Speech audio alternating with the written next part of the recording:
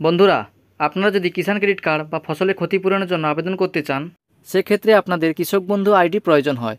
এবং সেই কৃষক বন্ধু আইডিটা কী এবং কোথা থেকে সেই কৃষক বন্ধু আইডি পাবেন এই ব্যাপারে আমি বিস্তারিত আলোচনা করব। তাই ভিডিওটা স্কিপ না করে প্রথম থেকে শেষ পর্যন্ত মনোযোগ সহকারে দেখুন। তাহলে আপনারা নিজেরাই নিজেদের মোবাইল বা ডেস্কটপ থেকে কৃষক বন্ধু আইডি বের করতে পারবেন। তার আগে আপনারা যদি চ্যানেলে নতুন হয়ে থাকেন, চ্যানেলটাকে অবশ্যই সাবস্ক্রাইব করে দেবেন এবং বন্ধুদেরকে শেয়ার করে ইনফরমেশন দেওয়ার চেষ্টা করবেন।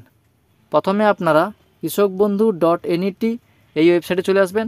এই ওয়েবসাইটে আসার পর পেজটাকে স্ক্রল করবেন। স্ক্রল করার পরে দেখুন নথিভুক্ত কৃষকের তথ্য, এই অপশানে ক্লিক করে দেবেন। এই অপশানে ক্লিক করার পরে দেখুন এখানে বলা হয়েছে সিলেক্ট অপশান। এখানে আপনি সিলেক্ট করে দেবেন যে ডকুমেন্টসটা দিয়ে আপনি চেক করতে চাইছেন।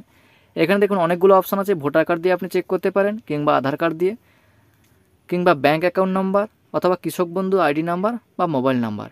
এক্ষেত্রে মনে রাখবেন, আপনি যদি কৃষক বন্ধু প্রকল্পে আবেদন করেছেন এবং যদি আপনার কৃষক বন্ধু আবেদনের স্ট্যাটাস অ্যাপ্রুভ থাকে, সেক্ষেত্রে আপনি কৃষক বন্ধু আইডি নাম্বার পাবেন। এবং এখানে আমি ভোটার কার্ডের নাম্বার অথবা মোবাইল নাম্বার দিয়ে চেক করে দেখিয়ে দিচ্ছি। মোবাইল নাম্বার এই অপশানটা সিলেক্ট করার পরে এখানে আমি মোবাইল নাম্বারটা বসিয়ে দিলাম। মোবাইল নাম্বারটা বসিয়ে দেওয়ার পরে I am not a robot এই অপশানে ক্লিক করে দিলাম। এই অপশানে ক্লিক করার পরে এখানে দেখুন একটা ইমেজ আসছে। এখানে লেখা আছে মোটরসাইকেল। মোটরসাইকেলটা এখানে সিলেক্ট করে নেবেন।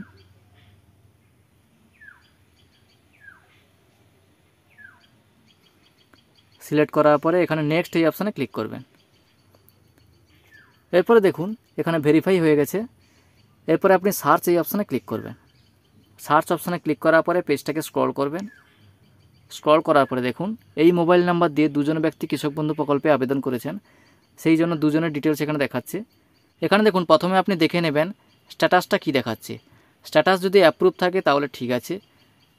এই ব্যক্তির স্ট্যাটাস অ্যাপ্রুভ দেখাচ্ছে এবং ট্রানজ্যাকশান স্ট্যাটাস দেখুন সাকসেস দেখাচ্ছে, অর্থাৎ এই ব্যক্তি আবেদন করেছিল, এই ব্যক্তি টাকাও পেয়ে গেছে।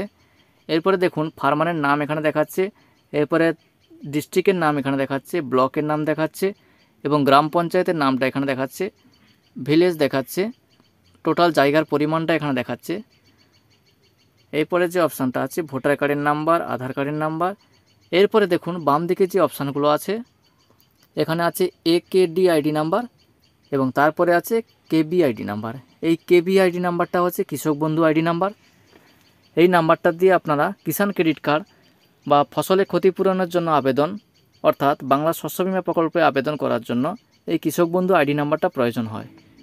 এই নাম্বারটা দিয়ে আপনারা খুব সহজে আবেদন করতে পারবেন।